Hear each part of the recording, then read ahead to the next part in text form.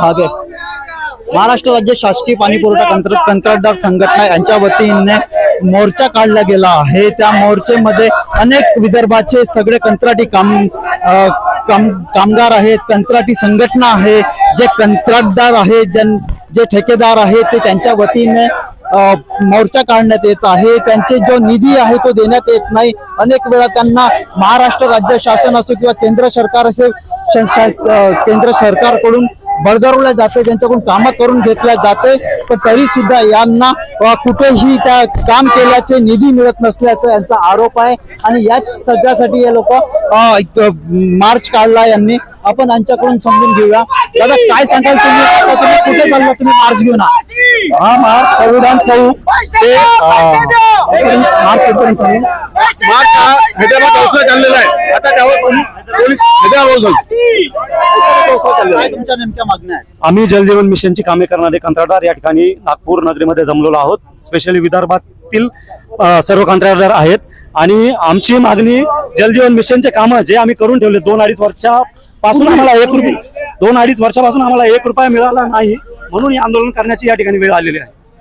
नेमक्या काय तुम्ही आता एक म्हटलं की देवेंद्र फडणवीसवर तुम्ही देवेंद्र फडणवीसशी बोलले, तुम्ही त्यांच्याकडे मागण्या केल्या, मंत्रालयात गेले, त्याच्यावर काय त्यांनी विचार मांडला? भाऊंनी आम्हाला सकारात्मक सांगितलं की मी आता तुम्हाला पैसे देतोय। आमची विनंती एवढीच आहे की आता लवकर द्या। आता काय झालं, आता अंत संपला आमचा पत्र व्यवहार केला होता, केव्हा तुम्ही भेटले त्यांना? आम्ही वर्षभरापासून आम्ही कल्याणला महाअधिवेशन घेतलं, कोल्हापूरला महाअधिवेशन घेतलं, आम्ही खूप मोठ्या प्रमाणात अधिवेशन आणि मोर्चे काढले, मंत्रालयात प्रत्येकाची गाठीबिठी घेतल्या, मुख्य सचिवांची गाठ घेतली, परंतु आम्हाला आतापर्यंत निधी मिळाला नाही। याच्यामध्ये एक अजून गोष्ट अधोरेखित करतो की शासनाने काय केलंय, रेट्रो फिटिंग हा नवीन प्रकार आणलाय जो आमच्या टेंडरशी काही संबंध नाही। रेट्रो फिटिंगच्या योजनांना केंद्र पैसे देणार नाही अशी केंद्राने जाहीर केलं, राज्यावर भार टाकलाय। आता राज्याची आर्थिक परिस्थिती आपल्याला सगळ्यांना माहिती आहे। ऑलरेडी 80-90 हजार कोटींचे देयक विविध विभागांच्या कॉन्ट्रॅक्टरच्या या ठिकाणी पेंडिंग आहेत। राज्य सरकार याच्यावर कुठून खर्च करणार, कधी करणार?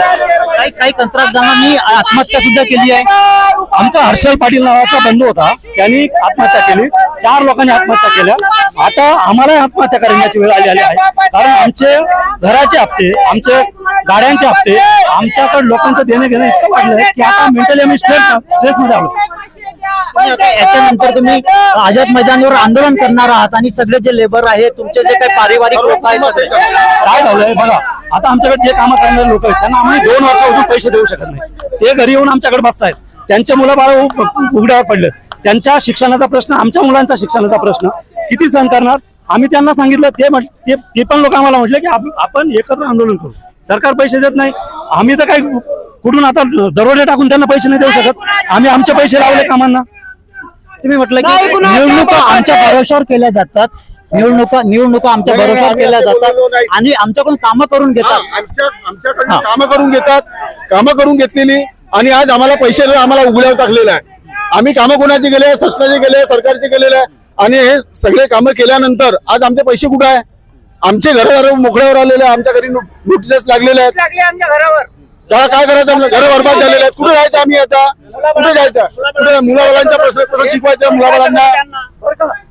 फुकटच्या लोकांना फुकटचं पैसे वाटून जे कष्टकरी करतात त्यांना पैसे देत नाही, पण फुकटच्या स्कीम काढून लोकांना कष्ट करायपासून वंचित ठेवून त्यांना गुलाम बनवत आहेत आणि मोठ्या कॉन्ट्रॅक्टरना पैसे देऊन छोट्या कॉन्ट्रॅक्टरना संपवायचा हा त्यांचा छुपा अजेंडा आहे। एक तुमचा आरोप आहे अदानी अंबानीला कामं दिल्या जातात, छोट्या कॉन्ट्रॅक्टरला। बिलकुल बरोबर आहे। माझं एकच म्हणणं आहे की जो कंत्राटदार हा सुशिक्षित बेरोजगार आहे, सामान्य कंत्राटदार ग्रामीण भागामध्ये काम करणारा कंत्राटदार आहे, त्या कंत्राटदाराने आज लोकांना पाणी बांधण्यासाठी, ग्रामीण जनतेला पाणी बांधण्यासाठी आज कष्टाचे पैसे लावून कामं केले, त्या झालेल्या कामाचे पैसे आजपर्यंत 2 वर्षापासून देत नाही। मग कंत्राटदार काय करणार आहे? सुशिक्षित बेरोजगार आज ज्यांची कंडिशन अशी झाली की तो उभारू शकत नाही, तो उभा राहायच्या ठिकाणी आज पूर्ण संपलेला आहे।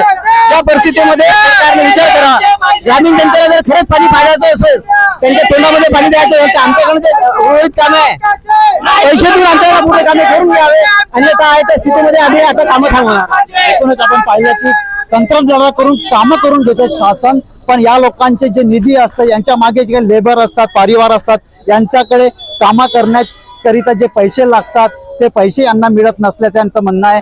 जर का आमच्या मागण्या यांनी पूर्ण केल्या नाही तर आम्ही आझाद मैदानवर आम्ही सर्व परिवारासह जे आमच्याकडे काम करणारे कर्मचारी आहेत त्यांच्यासह आम्ही मोठं आंदोलन करू असे यांची म्हणणं आहे. कॅमेरा पर्सन प्रवीण दुपारेसह मी सुदर्शन बागडे, साहसिक न्यूज 24.